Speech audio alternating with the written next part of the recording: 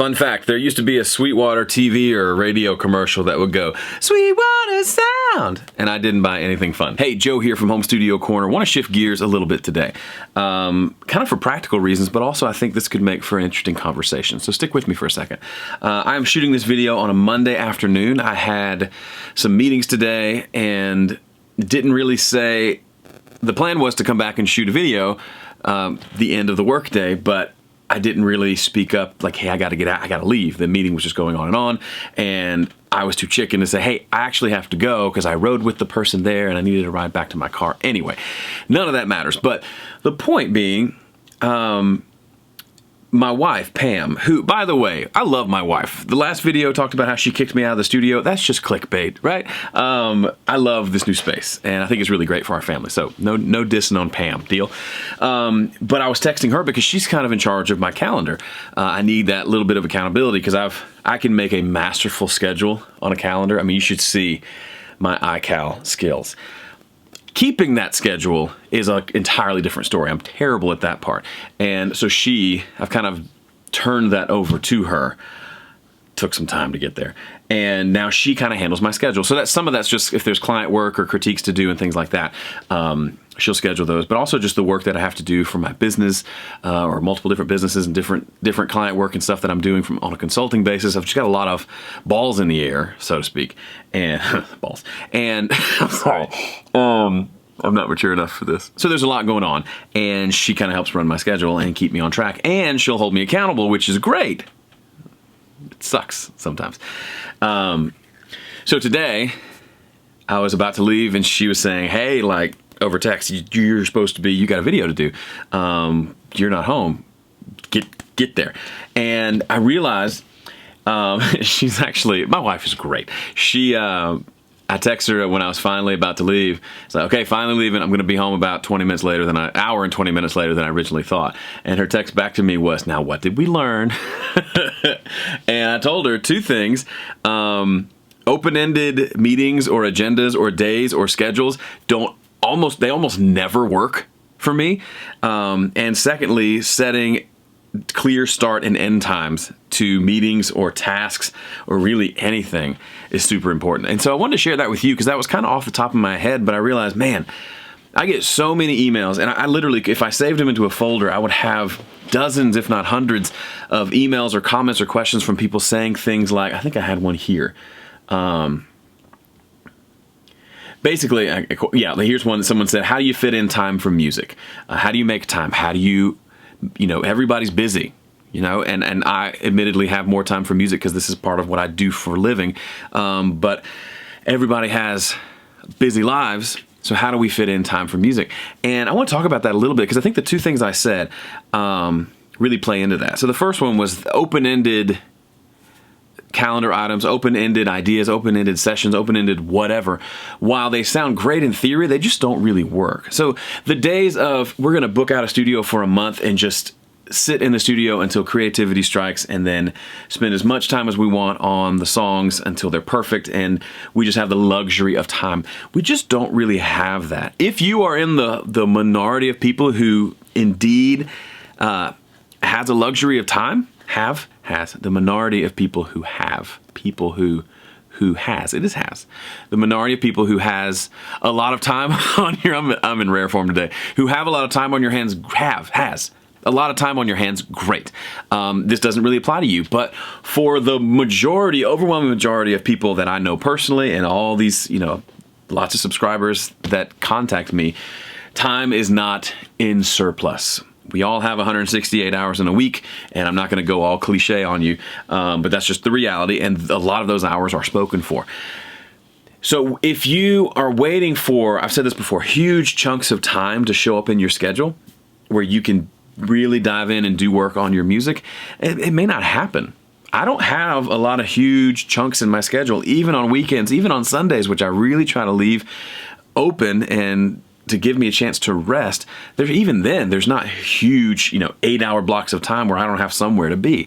You know what I mean? So if that's your plan, when I have the magical white space on my calendar that is a huge chunk, then I'm going to work on music. You may not work on music for months. okay? Or if you go to say you get a Saturday afternoon, family's gone somewhere, you've got a nice chunk of an afternoon where you could either take a nap, watch football, or work on music, and you decide to work on music. Yeah, way to go.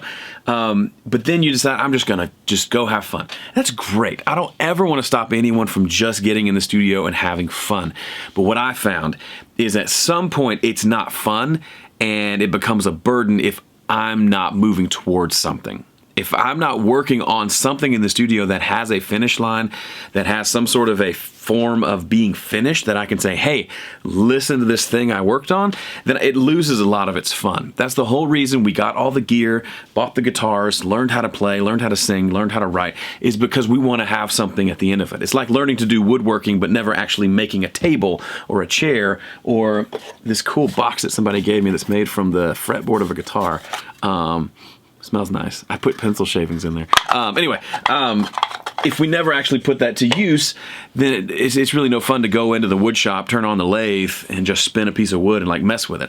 Yeah, you got to do that to learn how to work the lathe. I'm not a woodworker, but ultimately the purpose of all that was to make things out of wood. It's the same thing. The purpose of having gear and musical knowledge and skill and equipment and instruments is to use that to make something. And if you go longer and longer periods of time without actually making something, it starts to be discouraging.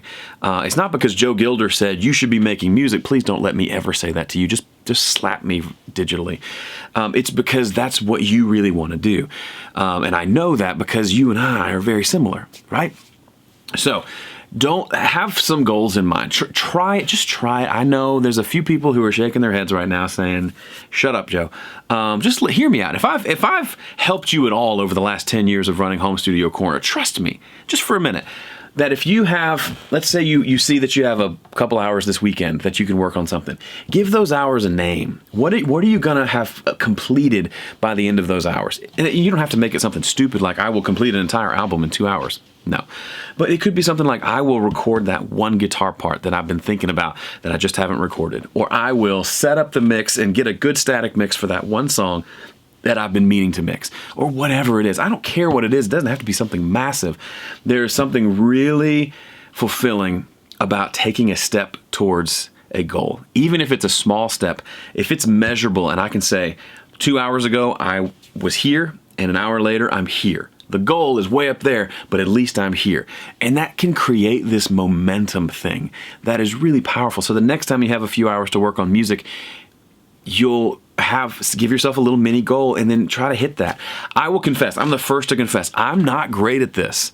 I've accomplished a lot, both musically, businessly, relationally, and that is usually a direct result from the few moments where I have enough clarity to set some of these mini goals and to move towards them. And a lot of it's come from just years and years of developing these habits. But I still, today, I'm an hour and a half late for making this video, which is part of the reason why the video has to just be me talking to the camera. And is it something more in-depth that would arguably get more views and be better for me and my business and arguably better for the audience because I didn't manage my time well. So this isn't a time management video, but give a name to the things you want to do in your schedule, especially when it comes to music. Give it a name and have a desired outcome, and don't let it just be open-ended. Have a start and end time. Okay, so open-ended don't work, and then having a defined start and end time. Those kind of go together. So I was going to make it into 2 points, but we just made it into one because I'm not that smart.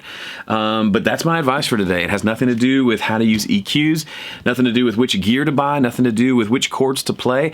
It's about it. None of that matters if you can't ever make it into your studio. And I don't want you to feel shame if you haven't been in your studio in months. Great, that's fine.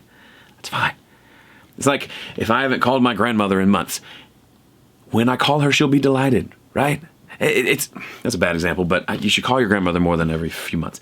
But it's okay. It's just your reality. It's just you haven't been in there. You've been busy. That's fine. That's understandable. But what do you want to do moving forward? Do you want it to go another 3 months without really making any steps towards these goals of making and releasing music? If not, then let's figure it out. And I imagine that silly little calendar app on your phone or on your computer are going to be the keys to making this work. So pull them out, find some space in your calendar. It doesn't have to be huge chunks. Even a 1 hour chunk, 30-minute chunk once a week, you'll make some progress towards something, and that's certainly better than nothing. All right, that's it for me. If you want more cohesive, understandable, less blabbering advice from me, and you haven't already checked out my recording cheat sheet, head over to recordingcheatsheet.com. It's got a bunch of great ideas for your next recording session. So let's say you pulled up your calendar during this video, you scheduled some time this weekend to work on music. Download this recording cheat sheet and read it tonight. Take a 10-minute break from whatever show you're watching. Read that. It'll give you lots of ideas of ways to make the most out of that session that you've got this weekend. Sound like a plan? All right. Thanks for watching. See you in the next one.